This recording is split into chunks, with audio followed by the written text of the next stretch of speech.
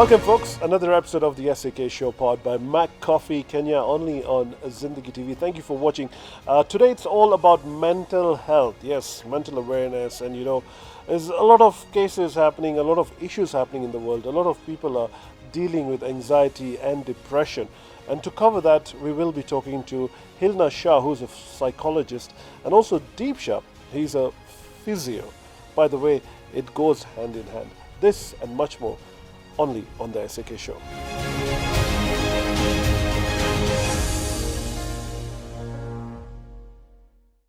Hi, I'm Deep Shah. I'm a physio.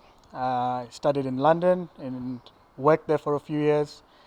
We at Inspire Wellness normally see obviously the sports injuries, people who have back pain. My personal favorite, which is neurological conditions that's to do with the brain, such as strokes.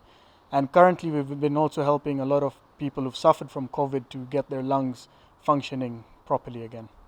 Hi, I'm Hilna. I'm a psychologist. I'm actually an educational psychologist. I specialized in child psychology. I also have a minor education in special education. So I've also worked with kids with special needs, learning difficulties. I've been a psychologist for over 12 years now. I've worked in various situations and environments. I've worked for a non-governmental organization trying to advocate for persons with mental disabilities in Kenya. I've also worked in a private school for 5 years as a school counselor. I've now just joined Inspire Wellness and getting into private practice. So, Hilna, tell me, with the current situation right now, with the current pandemic and everything, people have lost their jobs. Others are working at, quarter salaries right now, and there's a lot of people staying at home and everything. And all this down boils to one thing, which is your mental health and status. What's your take about that in our community especially? Definitely, there's been a huge impact on everyone's lives since March, since the pandemic. And I think what maybe people will be feeling it, but they might not be able to express it or to seek help for it. But definitely you will be feeling anxiety, stress, worries. They've been having the kids at home, so you're trying to look after them and also maybe juggle a job and looking after the kids and schooling them. Some people are working from home as well, whereas maybe they were used to going out. Socially and social interactions have reduced. Again, Yes, that will affect sure. people because they'll feel isolated, they'll feel withdrawn. So all of this does play havoc on everyone's mental health. So it's like the whole lifestyle has changed. Yeah. And it's affecting everyone. And now tell me, you mentioned anxiety and stress. Anxiety, what exactly is anxiety? Okay, in short, physically you will notice maybe having panic attacks in the sense that you start having shortness of breath or you're not able to breathe. Maybe you find that your mind is racing or it's blurry or you're feeling faint. Sometimes you can also have an increased heart rate. You feel like you're going to have a heart attack, but it's just your heartbeats are racing. It's a physical reaction triggered by hormones, and it's triggered also because I call it like the fight or flight response. And is it normal to have, like, they say, anxiety attacks and all that? Yes, because like I said, it's a fight or flight response that your body is going through because it's perceiving that there's a threat. And like I said, right now, it's not that there's a physical threat to the body. Like, it's not that we're living in like the caveman era that we're worried about being eaten alive or something. But what has happened is because of the lifestyle change, there's that psychological threat Yeah. that the body is perceiving, which is then manifesting into anxiety and stress. So it's normal to have anxiety. Yes. And is it something you should be worried about? Not generally, but it's something that, again, I think people need to just become more aware of their minds and bodies. That's, again, something that we have lost touch with. We're so focused on just being in the treadmill of, work, home, Yeah, earn salary, whatever, that we don't actually focus on our bodies. And I think today both Deep and I want to bring the awareness back into people's, focusing and getting in touch with their minds and their bodies. And today, this is actually the right time to do this because of the pandemic. We are actually, because we're at home, we actually have more time to, sit with ourselves, focus on our minds, focus on our bodies, get back to all those things that we wanted to do, becoming fit, becoming healthy, etc. Talking about bodies, I think that's where you come in with the physio. I mean, how does physio go hand in hand with mental health? It goes hand in hand, I would say 100%, because if someone doesn't have, number one, the mindset to get better, they will never get better. We've had cases where they've come in with neck pain, back pain, after doing an assessment, and there's some triggers, and we call them yellow flags we look out for. They start popping up. We actually talk to Hilna and say, this is what we think is happening with this particular client. And they have actually got better with not even a single physio working on them, and just having a chat and letting that emotions, their stress and their anxiety out, because they've never had a... So are you saying that to cure your mental health, you need physio as well? It depends. You know, we have to look at every person as a unique being, and everyone has got different needs and requirements.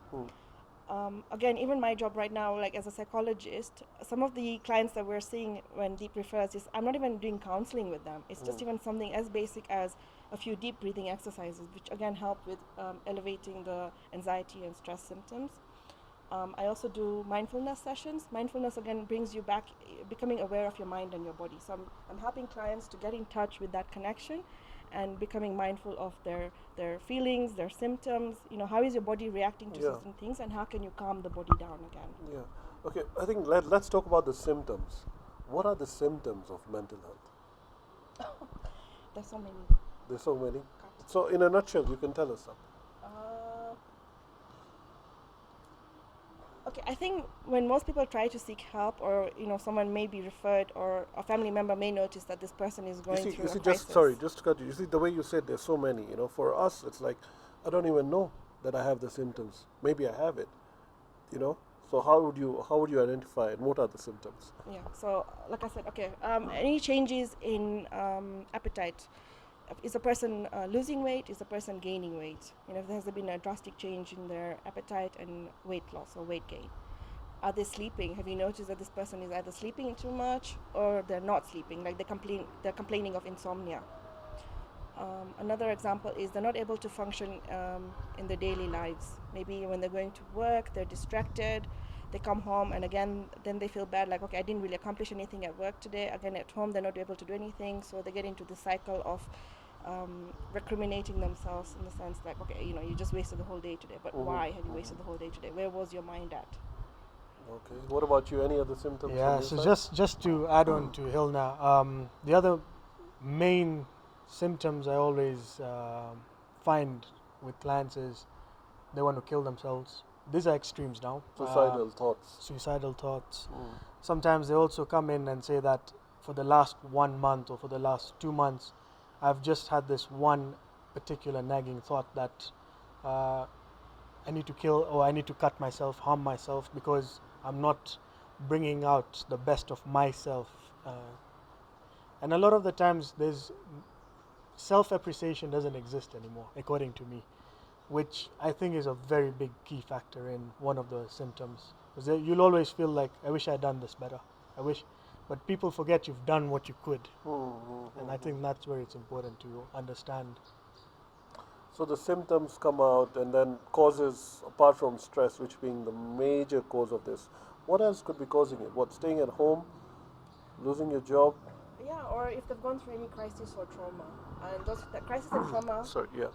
the crisis and trauma can be anything as small as they've gone through a breakup in their relationship. So personal relationships can also... Or they've lost their job, or maybe they've had to move house, maybe they've had to change schools. Anything as small or trivial, anything that has brought an abrupt change to their normal daily life. You mentioned that, you know, somebody comes and says that they are suicidal, they want to cut themselves or kill themselves. What would be the main cause of getting into that? So, in being very professional with the field, would be something like having a stroke, because now this person who was able to do everything independently has got certain paralysis and is not able to look after themselves. So being dependent on another person gives them that thoughts, and actually sometimes gets them into the depression phase. Okay, so anxiety causes depression. No. Okay. Those are two different things. Tell us more about that. Anxiety can be short term. It's just something that you're, like I said, it's your body reacting to something uncomfortable that you're feeling. Depression is a bit more long term, and depression sets in. It's not something that just happens overnight. Okay. Yeah, it's usually there maybe for like years, months, but it's something that either you will notice in yourself or your family members or people around you will notice that there's been a change in your behavior. So again, something that is different from the way you normally are. So it would be wrong to say anxiety is causing depression. Yes. But isn't it going hand in hand? I'm just thinking as a layperson that, okay, I'm having difficulty in breathing, I can't think straight, this. Some of the That's because symptoms I'm of depressed. depression are anxiety. But I wouldn't say that anxiety causes depression. What's your take on that? I agree. Depression is. I was just thinking about something when you asked that question. Actually, the couple of conditions that are autoimmune conditions, Yeah. where people will just feel pain in weird positions randomly, and one of the therapies actually to see a psychologist because of the anxiety, those muscles are spasming up. And then I agree, saying that once that anxiety is not controlled or looked into, that person can get into a depressed state. So it's like anxiety is stage 1 of depression? Not necessarily, Yeah, but it can become depression if it's not looked after. if it's not looked after. So we've looked at the symptoms and everything. I mean, coming to the cure of it, what would be the cure of anxiety? And when should one person know that, now I need help? I think that is the bigger question, which we'll tackle a bit later. But what about the cure right now? Okay, so I think this is where one of those myths come in about mental health. There is no cure. There's no cure. There's no cure. There's no one-stop shop where you can go see a doctor, they're going to prescribe some medication, and that's it. You're better now. No. Yeah. Counseling and therapy, the way it works is it's managing those symptoms. Again, managing and bringing awareness to your mind and body. Figuring out, like, okay, right now I'm feeling like this. I'm feeling nervous. I have a pit in my stomach. My heart's racing. My heartbeats are racing. My breath is, I'm having shortness of breath. Oh my God, I'm having a panic attack. It's bringing that awareness, and then I help clients to then bring in techniques which will help to alleviate those symptoms. So just simple deep breathing. You calm your central nervous system down. You go back to feeling okay. But sometimes it's not as simple as that. It depends on what other issues the client is dealing with. That's what I'm saying. It's not straightforward. It's Everybody not black is and white. different, I guess. It's very gray, and everybody is unique. Okay. What do you say, Deep? Yeah. So just also to add to that, the triggers, like my triggers might be different from your triggers. Also, the understanding that if people do first accept that they need to be seen by a psychologist, unfortunately in Kenya we have this belief they'll go to a psychiatrist, get medicines, and that's the end. And that's why people have this confusion between a psychiatrist and a psychologist.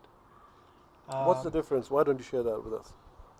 Hilna, you want to touch on that? Nice. Okay, so psychologist is pretty much, as she managed to say, coping techniques, helping you with actually dealing with the problem in a long-term solution. Psychiatrist is more on the medicational route. So they'll prescribe certain medicines that will help you actually calm down or will help you increase your mood. So people who are depressed, they'll be put on antidepressants, which is just increasing some hormone levels, and it's fluctuating a lot of chemical balance in the brain, which personally I'm not for, because at the end of the day there's so many studies that are showing that this is linked to Alzheimer's and a lot of other conditions in mental health. But if someone is taught the technique to manage and look after themselves, for me that's the winner. And a lot of those medications also have a lot of side effects, which then also create another set of issues for the client. Whereas if you're going to do, at least with talk therapy and techniques, one, I'm not just helping you maybe manage those symptoms. Two, I will also help you to find the root cause of those symptoms. Like, why are you feeling that way? What is causing it? Like Deep mentioned triggers. What are those triggers? What is it that in your life you are you feel inadequate that's causing you to have maybe anxiety? So you're saying like talking about it would be better than taking medicine? Yes. I'll give you an example, or I want to ask you a question. Yeah. Sorry, I'm not the interviewer now. No, but go ahead, go ahead. At um, least somebody's asking me something. when you were growing up, was the phrase ever used with you? Come on, stop being a baby or a girl and man up. When Yes, let's say yes, you've yes. fallen down, Yeah, it's many times, yes. don't you think that men should be allowed to express themselves? Of course, of course. But do you think that was a reason why in today's world you have to be the tough man? Possible, possible. Uh, I mean, that brings us to the next thing about men, you know. I mean, I am manly, I've got a big beard over here and everything, but is it okay for men to cry? Yes. So let's talk about that for a bit. It's teaching men again to get back in touch with their feelings, because they've been told to just suppress it, shut it down, bottle it up. But Man then, up. yeah, but then what happens? This is when you see an increase of, like, say, domestic violence, aggression, anger. A lot of men have anger management issues because they don't know how to deal with those emotions. In fact, there's a lot of men as well right now who, if you ask them, what are you feeling? I don't think they even know how to express what they're feeling. I don't think they even know, am I feeling happy? Am I feeling sad? Am I feeling anxious? What is it? What am I feeling? Because you've been taught, no, you don't have to feel anything. Close it down. Close it down. I can share a small personal. Please do. I was part of Team Pankaj. I'm sure you must have heard of it, for 2 months, and going into the slums and just seeing different life. It affected me quite a lot, and I was emotionally drained, definitely, and also I felt that when a client would walk in when I came back to work, I'd start crying all of a sudden. I was like, what has just happened here? Hey, man up, man. Why are you crying? I went through a session of counseling, which helped with getting over a lot of issues and understanding what the triggers were, understanding yourself, which people, I think, don't want to get into. We get a lot of clients who will say that they don't need to see someone because they're okay, and you talk to them otherwise and they're breaking down, they're complaining, business is down. But these are all the small triggers that can lead someone into anxiety and potentially into depression. Yeah, and I just want to add that in a counseling session, number one, confidentiality is key. There's nowhere that any counselor or psychologist will ever divulge whatever you've said, unless, of course, the client is in danger of harming themselves or harming others. Again, before a counselor or psychologist divulges any information, they will always seek the consent of the client. The second thing I want to raise is that counseling is a very safe place. There is no judgment, and you build a trusting relationship. You feel safe. You can express anything and everything that you ever wanted to say, and maybe you didn't feel safe to do so before, but this is a relationship that will actually help you, and it's a personal journey that you will go on, because you will find out about any childhood issues you have, any issues that you're facing now in your adult life. Maybe if you're not achieving any goals, you're not getting any success, what are those blocks? What is stopping you from getting there? So this is where counseling comes in and helps you. Amazing, guys. Keep on watching. Hit that like button, share this video. We'll be back right after this commercial break, and we find out, would you trust your counselor? Yes or no?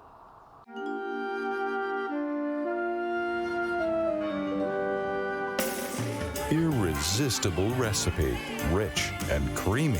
MacCoffee Cappuccino di Torino, coffee with Italian character. Welcome, guys, the second part of the show, and I think in this part I want you guys to convince me and assure me that I for example, if I have all the symptoms we've mentioned in the first half and everything, and why do I need a psychologist? Okay. So either you will refer yourself and come seek help, or someone else will refer you, like friends or family members, because they've noticed a change in you. Maybe they've noticed your mood swings. Maybe they've noticed that you're over-relying on external substances, like you're smoking too much, you're drinking too much. Or eating too much. Or eating too much. Or sleeping too much, or maybe whatever. But they've noticed there's a drastic change in you. There's a drastic change in your maybe physical appearance. There's been a drastic change in your behavior. You're not the same person that you used to be. If you were very jovial and chatty before, now you've become silent and withdrawn. Now you don't want to go out. You don't want to talk to your friends. You don't want to meet anyone. So either you've noticed a change in yourself and you want to come out of it, so you're going to refer yourself. Yeah. Or, like I said, someone who cares about you has noticed that and will Yeah. talk to you and say, like, look, please, can you go talk to someone because you need some help. So when I say I'm referring to the big number of people who are refusing to accept it or who are refusing to come out. I think that's the norm right now. There are a lot of people who are very shy to come out in the open. Yes, Deep. I was just going to say, if we can do a questionnaire with you, like Yeah. I can ask you a few questions Yeah. and see. Yeah. When was the last time at home Mm-hmm. you got angry? Oh, angry. I can say angry. Angry has been a while. It's been a while. Yeah. Have you found a notice, or have you noticed you're not been sleeping well the last few Yeah, days? that's true. That's true. I think I have an insomnia problem. And do you wake up in the middle of the night and just wonder why did this person call me and say this to me, or do you reflect on certain things you are not happy with in the day? No, I don't wake up because I hardly sleep. Okay. Yeah. So it's just due to old nature or Yes, old yes. habits you're not sleeping. Yes. Yes. Any change in, have you been consuming more alcohol recently, No. food-wise? Food-wise, yes. I've been eating a lot. And why do you think that's happened? Is it? I guess more time chilling at home most of the time.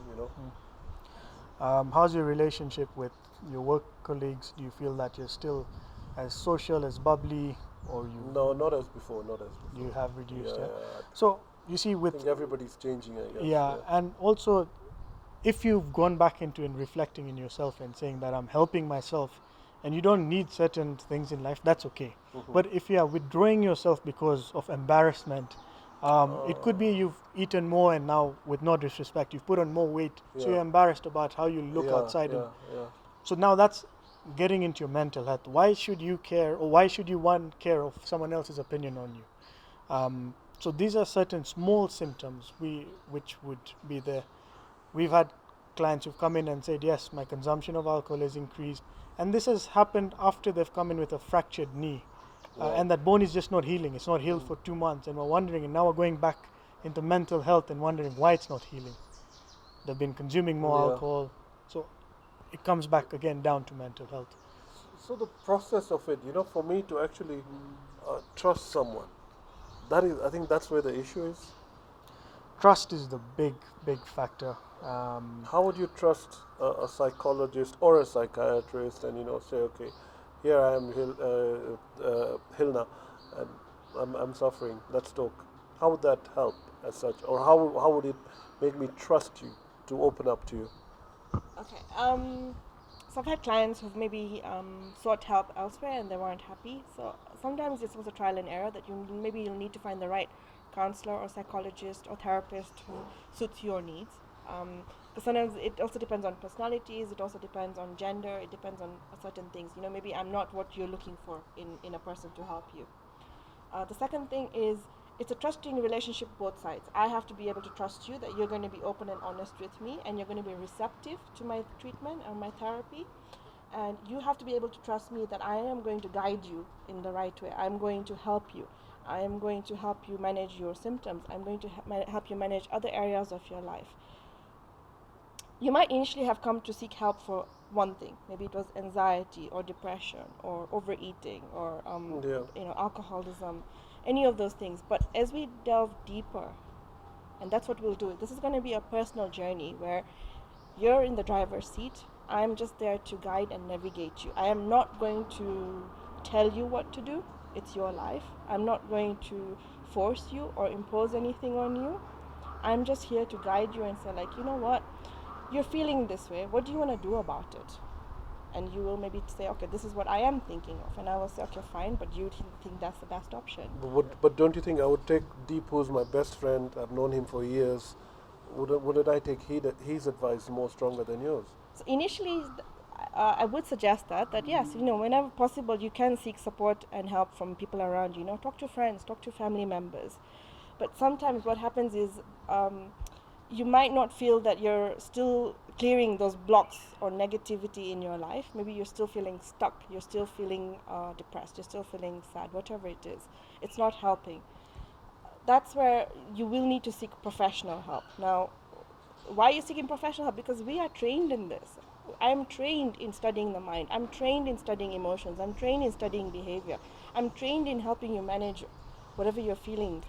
So sometimes you have to seek professional help. But initially, yes, talk to friends, talk to family. It's when you stop talking to friends and family is when you do need a lot more. And what about yourself? I mean, what if you need help? How does that work? Have you guys ever taken sessions yourselves? Yes. Professionally, as a counselor or a psychologist or a therapist, you also do need to go counseling sessions for yourself. That's when we go for maybe supervision, because we take in a lot. Because of our empathetic nature, we feel of our client's pain. We go through that journey with them. We are there with them every step of the way. So we feel all those emotions. We take on everything that they've been feeling, and sometimes we also need to unburden that. So that's why we then have to go seek help as well and talk about it. Definitely. As I mentioned before the break, I've had counseling myself, and I do it on a regular, at least once or twice in a month. Just go and speak to either Hilna or a couple of the other members of staff. And what it also helps is, for example, for me, when I'm really stressed out or I just need to be on my own, for me it's golf. I'll go and play a round of golf. That will help me de-stress. It will help me with actually just relaxing and getting back into focus as well. Because when I'm stressed, they will actually say, okay, you need to take time off, because then my thought process is running from A to B. So what is holding people to come out in the front and say, you know what, I'm depressed, or I have anxiety, or I need help? I mean, that's what we want everybody to come out and say, you know, help us. My personal opinion is, in Kenya, or rather in a lot of countries, if someone seeks mental health help, straight away they're labeled as this person is mad. I don't like to use this, but it's the truth. If someone is feeling, again, mentally low, you'll hear this very common, oh, drop him to Madare. Yeah. Which is It's very become wrong. a figure of speech now. Exactly. And that's the reason why people are scared. I don't have any mental issues, but I just feel getting counseling or help from a professional just helps me find inner peace at times. Tell us, Hilna, what's your take on that? I agree with what Deep's saying. So there's a lot of fear and shame attached to seeking help, even talking about mental health issues. But what people don't understand is that mental health is tied to any problems you have in your life. Like I said, relationship problems, problems with your family, problems with your mother, your wife, your daughter, whatever it is. We are also trained from, I think, a young age, where you're told by your family members, don't go and tell other people what's happening in this house. Don't go and tell other people what you're going through. Don't go and tell your teacher. Don't go and do this. Don't go and do that. So we are used to, again, bottling and suppressing and being secretive. We don't want to go and share that, look, you know what, this happened to me. I feel this way. Now what can I do about it? We have to fight that now. So it's again about bringing awareness back to your mind and your body, how you're feeling, why you're feeling this way, what's causing it, and what can I do about it? How can I move forward? So it's just moving away from this whole notion of, don't talk about things. Don't Change your mentality. But it's a bit difficult. You see, as you said, as a child, you've been brought up like that, You've grown up with these norm and so-called rules which the orthodox parents had put in our heads. So coming out of it is a mission impossible over here. So like Deep said, it's not that you're mad or you're crazy. It's like I said, it's normal everyday things that happen in our lives, which we have to learn coping strategies. Yeah. We are not taught those coping strategies. You're not taught those coping strategies by your parents or at school. It's either you're very resilient and you learn it at a very young age. If you went to school and you were bullied, then you will learn at a very young age of how to deal with that bullying. Yeah. However, these days you find that kids are not dealing with that bullying that well. Yeah. This is when maybe some of them will actually tend to have suicidal thoughts. I think before we go to kids, you wanted to say something about Matatu, some interesting experience of yours? Or? Well, not an experience, but basically there was we see a lot of road rage, Matatu drivers not driving, I guess, in an appropriate manner. And there was a small study done in another country where they did it on rickshaw drivers, and they found that 30 to 40% of them are actually suffering from depression, anxiety. Wow. But because of their lifestyle and making ends meet, they just crack on with life. If they were given the opportunity to sort themselves out, I am telling you, or even that study showed that their road rage would reduce. And I have a feeling that's the same thing that's happening here with the matatu drivers and how recklessness. They just don't have that outlet or that ability, or, going to speak to someone about their own personal issues, So next time you see someone, a matatu cut you, just smile at him. Just let Yeah, it be. trust me. I used to get mad. Now I said, you know what? It's Yeah. okay.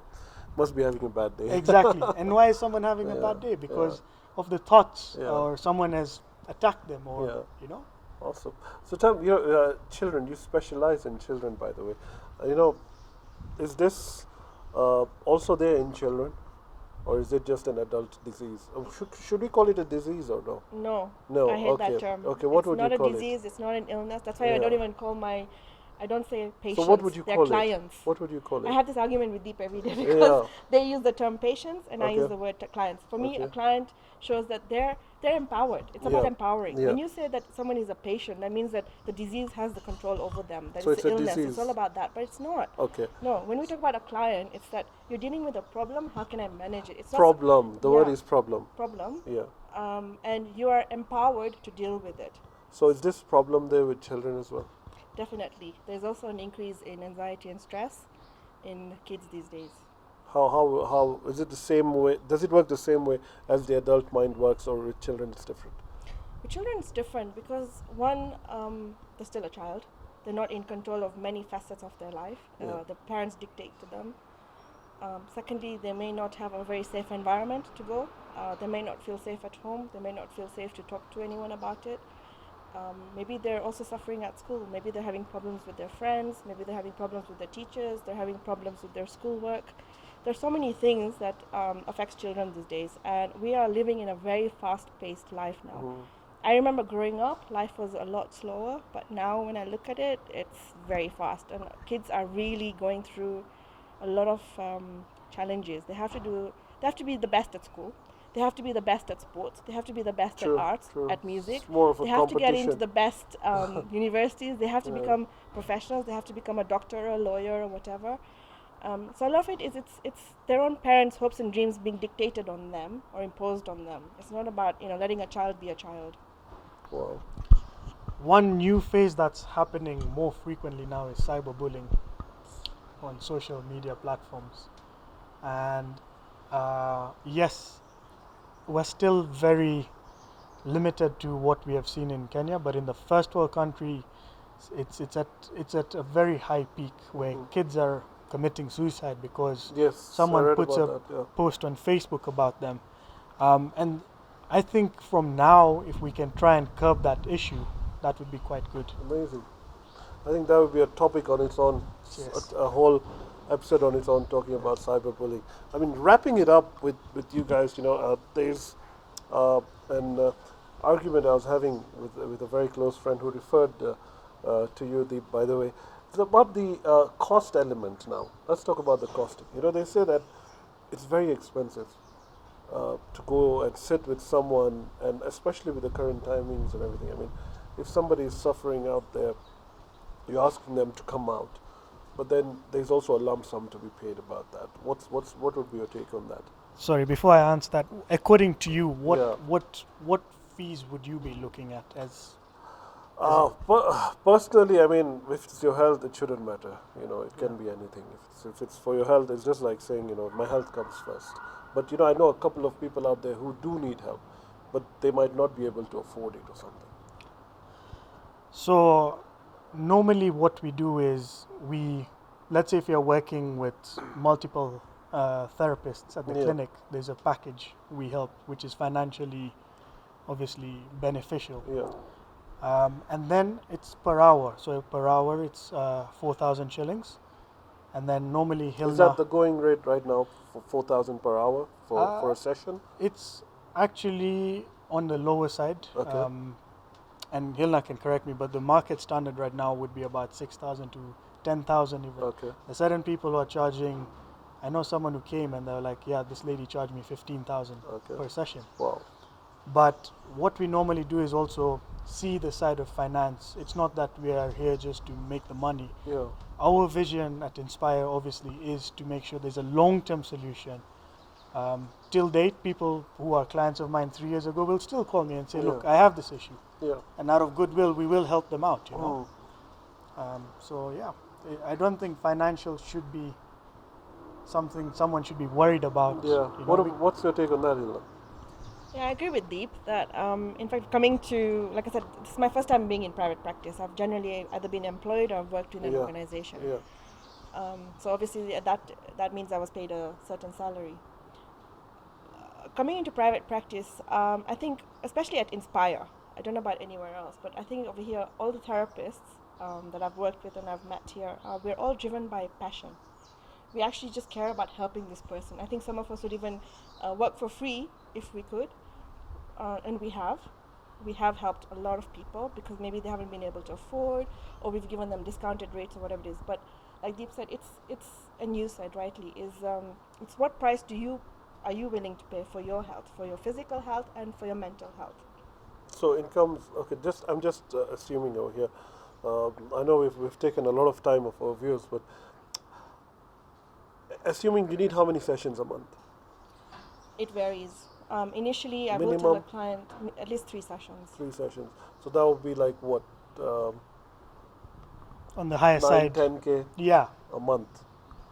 And okay, so would you think the normal person would be able to afford that?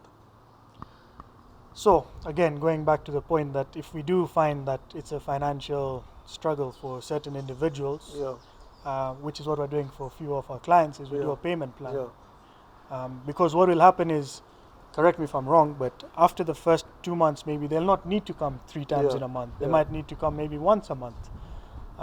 We have certain clients who come in once in every 6 weeks because they're feeling it's actually helping them, and then they can afford it. Yeah. So guys, thank you for watching, and by the way, thank you for your time. I know this has gone a bit longer than what we expected. By the way, it's the SAK show brought to you by MacCoffee, only on Zindagi TV. I've got a hamper for you over here, and any parting words? Thank you all. Thank you guys for coming today. Just a few words. You are the driver of your life. We are there to make sure you get to your goals and help you through any tough times, but it starts from within. And make sure you come forward. Do not be shy. Do not be embarrassed. You'll not be labeled. So please come and see us, or any other professional psychologist for that matter. Thank you also for the hampers. It's very nice. Just to reiterate what Deep's saying is, whenever if you feel in doubt or you're not sure, please just seek help. You can even come see us. We do have an initial consultation fee. It's not a counseling session. You can just come have a chat with me and just tell me what's going on in your life, and I can help you and guide you, and then we can work from there. So you don't even have to come for a session. Just come for a chat. Thank you.